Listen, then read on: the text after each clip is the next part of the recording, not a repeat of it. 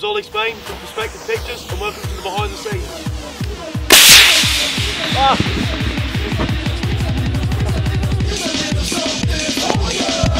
Watch this, watch this.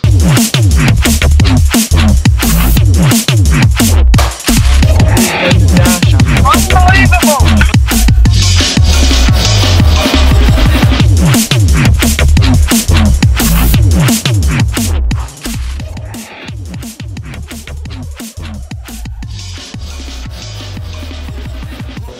Roll one, scene one, take one. So, we recently finished our latest short film, Flip, which went online a couple of weeks ago. If you've already seen it, I hope you enjoyed it. If you haven't seen it, before you watch this, you can go and see it here. Now, today we're going to be talking about behind the scenes, and I'm going to be talking you through how we created the film from pre-production to post-production. So we started off with a script, and being a fan film, I wanted to create something which was slightly different, you know, to the original film. I didn't want to create a carbon copy, but on a lower budget. So I worked for a long time and looked at some of the things I did and didn't like about the original film and looked at what I would like, and one of the first things I really started to work on was the characters. I chose 4 characters and I created them from the ground upwards, knowing their interests, their lifestyle, their upbringing, everything. Then I started the script. This meant that when I went in to write dialogue for the characters and things like this, I was able to feel as if the dialogue almost wrote itself, because once I knew the characters that well, it just flowed a lot more easily rather than starting with a story and then going into the characters. It took me several months to write the script, but I actually kind of had some kind of idea about what I would want the story to be in certain bits of it before I started. Funnily enough, actually, I knew how it was going to end. I didn't know, that's how I started with. I started with an ending. A bit weird, but there we go. I've actually posted the final script that we used for the film on our website, which there's a link to in the description, which you can download from the blog on our website. So if you're interested in script writing or want to maybe see someone else's process or whatever, then go ahead. I mean, I'm learning as well, so I wouldn't treat it as the Bible or anything. Well, how reliable is the Bible? Anyway. So, one of the first things after writing the script I started to work on is visual effects. You know, it's incredibly important for the film for the visual effects to be believable, and if there were rubbish visual effects and you didn't believe them but everything else was great, it would ruin the whole thing. Being the whole thing's based on that you believe that they have superhero powers. So we started to run various tests months and months ago. We did all sorts of tests. We very quickly worked out that it was always better to take things out than put them in, which sounds weird, but if you want a character to float up in the air, rather than green screening them going whoa and then animating them up in the air, it's far better to actually lift them up in the air with something and then take that out. It's far easier to take things out than put them in. So if you're doing any visual effects or anything like that, I'd always bear that in mind. And it's much more realistic. We also did a fair amount of location scouting. I went to a couple of different woods to decide which ones were the ones that I wanted to shoot at. We've got lost. We don't know where we are. We're in the middle of the woods. Like, this isn't even a joke, this isn't like a film. Like, we're actually lost in the woods with 2 cameras. That's North Harry. Now I'm filming with torchlight. And now we're filming with torchlight cameras. And but what we're researching a film that this happens in, that we're going to shoot. Oh my god. So now we're going back in the same direction as... We're not going down here, why do you always go down here? We also built our own set for the interview scene. Because we wanted the wall to explode at the end, we had to create a fake wall. We couldn't just go somewhere and explode a real wall. So we built that set, and it took about a day, and the next day we started shooting. So the first day we started shooting, now that was that was the day where it was a more kind of cinematic approach. We had a boom operator, we had a camera operator. I was directing, we had all sorts of, you know, things like dollies and sliders and such to kind of amplify the emotion that I wanted to take across. And that was quite a complicated setup. It was the first time I've actually ever shot in a studio environment. It was very enjoyable. If you can spend some time shooting in some kind of studio environment, it's a very interesting experience, and I would highly recommend it for your filmmaking. Right, Jack, you ready? I'm ready. So this is Rupert's last 5 minutes of life. Dry run, this is just one. This will be the one. Oh, can we have one dry one? Where you just do it and then everyone shouts bang, just so that we know exactly what's happening. We're going to play this at your funeral. What would you like to say? I don't really know what's going on. Thank you to all my subscribers. You've been pretty cool. Especially that Nerf promotion guy. Oh, what the hell? What we decided to do in the interview scene is have at the end the back wall blow out and hit me, basically. So we built a pretend wall, set a load of explosive charges to it, and set it off. You ready? I don't think I'll ever be ready, so let's... What the result was some incredible footage.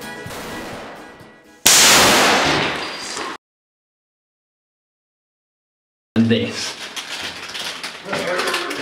That is destroyed. Don't forget that one up there as well. Yeah, so if you can just clean them for a bit now. And Now, one of the problems is we began to run really late on the production as we were filming on through the night. And the last shot that we had to do was this explosion. We couldn't do it earlier on because then there'll be a massive hole in the wall. So we get to about 2 o'clock in the morning and we finish shooting everything else and we're thinking, oh crap, like, what if the neighbours hear this explosion? We did a test earlier in the evening and we didn't think it'd be too bad. So, we thought, right, you know, fuck it, we'll go ahead with it, we'll do it. So we go ahead, we get ready, I am shitting myself at this point. The explosion goes off, smashes a window, and we're all like clapping, that's the end, no one's injured, I got a bit of blood on my back but no one's injured, etc. And then 10 minutes later we're all clearing up and 4 fire engines, several police cars turn up and I get a good talking to. Yeah, I am really sorry about this. You realise you got 4 fire engines running this, don't you? Yeah, no, I'm really sorry. The firemen were furious. In fact, they actually tweeted about it in the end, saying that there was a report of a bomb in Buntingford, but it was caused by a film crew. But the police officer was hilarious. He said to me, you know, he started off, you know, oh, you know, I'm gonna have to take your details, mate. Starts taking my details and then starts saying, and what's the film about exactly? And can I see this on YouTube or? So if you're watching Policeman that came that night, thank you for making me feel slightly better by not shouting at me. The firemen weren't so nice, but I got a bit of promotion out of their Twitter, so woo. So then after shooting that, I had a day off on the Friday where I had to kind of go around and apologise to everyone, clear up the village hall, clear up all the mess we'd left after that. And then the next day it was straight into shooting the found footage stuff. So this was a very interesting challenge because I could either, you know, again, have professional sound, professional boom operator, but then it doesn't sound like found footage. You know, if you have a microphone on the front of a camera and somebody's holding that camera and they talk, they are so much louder than everyone else because they're so much closer to the microphone. You're 30 minutes late. Oh, right. So we decided in the end to just mount this microphone on top of the camera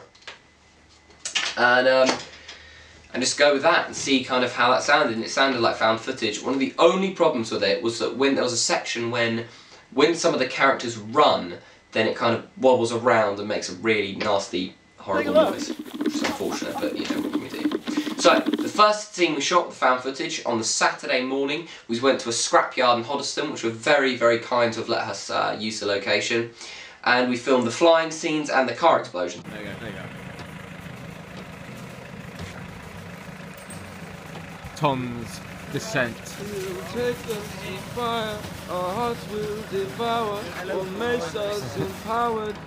filming the flying scene, we've got a forklift and Ben's just been flying up in the forklift, so hopefully it will look good. Yeah, that's about it so far. We've been using a plank of wood to make the effect of us flying, and we'll edit it all out in post. Yeah, that's our day so far. Yeah, no, it's not great. I'm not supposed to be filming. So we just did the car explosion where I'm trying to move the car and I basically smashed out the windows by accident. Oh shit! Got quite a bad cut in the back of my head where a piece of glass flew off. I saw it coming towards me and ducked down and put my hands over my head. So I just about managed to save my eyes or any shit like that. But it's alright, it's what we do thank you for the wipes. But it's all good. Still smoking. Hello. Completely blown the dash, most of the front off, all the windows are smashed at the front anyway, the back ones have been blown off. Rubber and glass, metal everywhere. Pretty good explosion. Yeah. World of Warcraft. 3 takes, okay? 1 take. After the scrapyard shooting, we then came back here to my home and shot a couple of those scenes in the car where we're all singing and shouting. Ain't no hollaback, girl. Ain't no hollaback. After that, we then went on to the woods. Oh, my fresh crepes. Not so fresh anymore. Oh, man. I feel sorry for you. That stinks quite a bit. It smells and it's so soggy. It's gonna seep into you.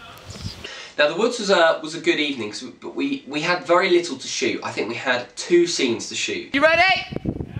Camera rolling! And action! And bearing in mind it's found footage, you only have to shoot. There's only 1 shot pretty much per scene. So we thought, well, you know, we turned up there at maybe 7 o'clock and we thought, well, you know, this will take no time at all. Unfortunately, the first shot we were doing was a shot where we're all walking through the woods and we're looking at this map and we start having an argument and then the meteorite goes and flies over this. Now what we did for that is we took a rocket and we attached a flare to it and fired it, had it fired up into the air over us and hoped that it would kind of go in the right direction and get a good shot.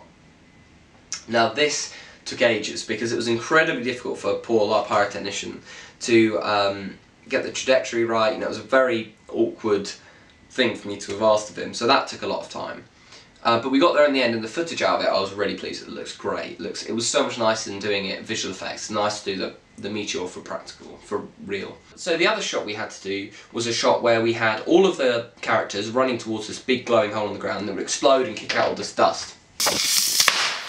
There you go, put it down there. That's all good. Right, so we're moving towards the hole. You rolling? Whenever you're ready, pull. Oh my shit, we do not need much more flash powder. Christ alive! Oh. That did chuck out quite a bit of mud. Oh my Jesus. I'm gonna have to tone that down. That was, I felt... Do you not reckon that's enough? Can we have the same amount, but just loads more clay? Yeah. That bag, that will... Oh yeah, that will kill us. That'll knock you over, yeah. Yeah. Right, we can do another one. What we're going to do for the real thing. So what we did is we took our pyrotechnician Paul, he took a bag of flash powder, which is like an explosive, and then over the top we laid it with very fine clay dust.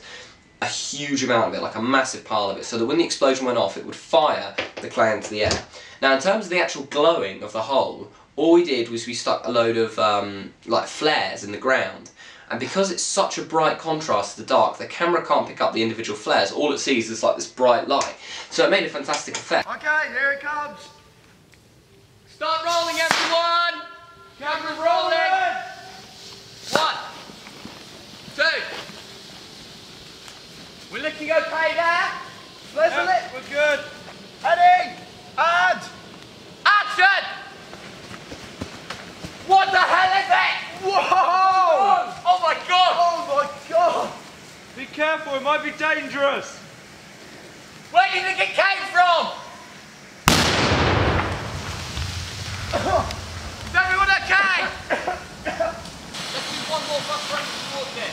We're doing one more shot, keep going.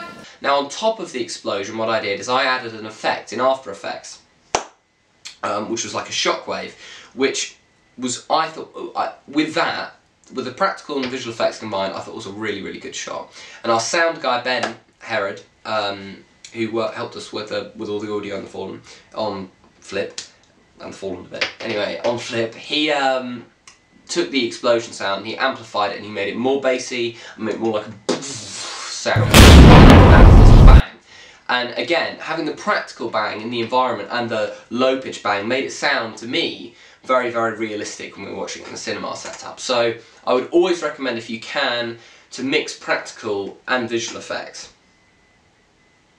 Right, so the next day we had to shoot the flying stuff first thing in the morning. That was the thing we were doing. We were doing the shots of us flying on green screen. Now that was literally 100% green screen. The sky wasn't real. I created that using Google Images. Literally, I used trapped code horizon to track on a picture of a horizon. Then I used trapped code particular to generate random clouds. And then I just took a null object in 3D space and tracked it to a camera to fly through, and then I had the characters fly through as well. We shot all of that footage on green screen. Oh, lovely flowers. I'm going to get myself one. Flo and Tom, alright?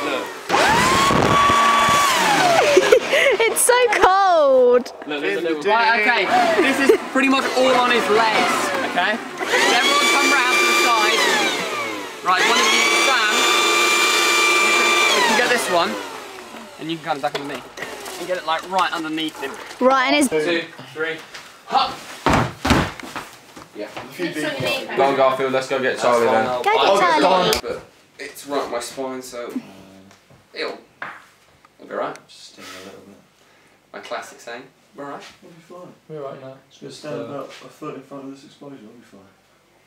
You just strap these explosive charges on my eyes, we'll be fine. We'll be fine, Dave. Trust. Right, mate. Trust Dave. Trust Dave. Here's explosion. Let's run a little rehearsal. Oh, shit, sorry. Oh, where do you want the camera? Just here. Just here. Is he here? Dun, but obviously slow. Da da da da da. And then that's it. What, and Dave Let does David that? swing, and And we then yank. on where it would be impact, I go backwards. So let's do one. Don't pull me ridiculously hard. Just pull me like. I'm gonna have to like stop this little tug. now then. Yeah. It keeps moving back. Don't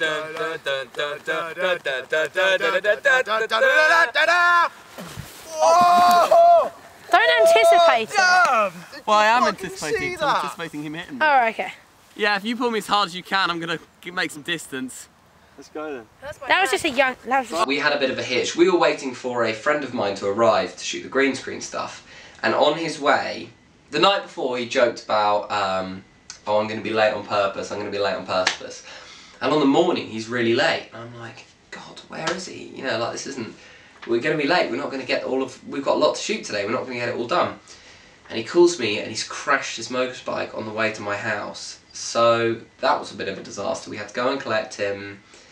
He was all right. We had to help him out, you know, help him out and everything, and took him to the police station. And to my amazement, he actually came back. He then went to hospital from the police station, and after that, he then came back. And hilariously, just in time for the end of the day to shoot the bits that he needs to be in. And amazingly, he jumped 10 feet off a ladder to the ground or so with a fractured knee. I don't know. Tom, comment and tell everyone what was wrong with your leg. So that was really good. And yeah.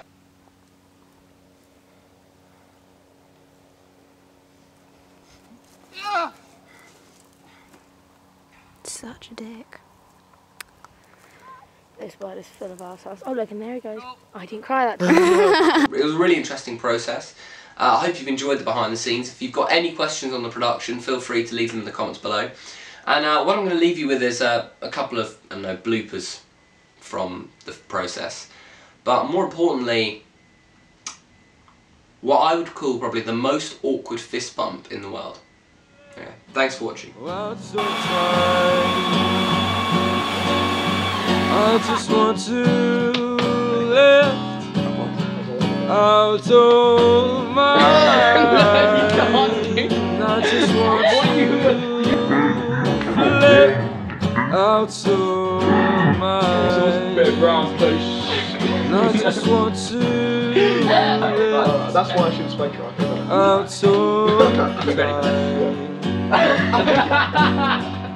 This is the only thing that keeps my mind off the earth. This is the only thing that keeps my mind off the earth. What the hell?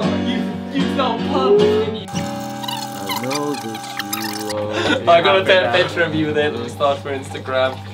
Oh wow, yeah, just Come here, Hitler. It won't even matter if I take my time. Explain.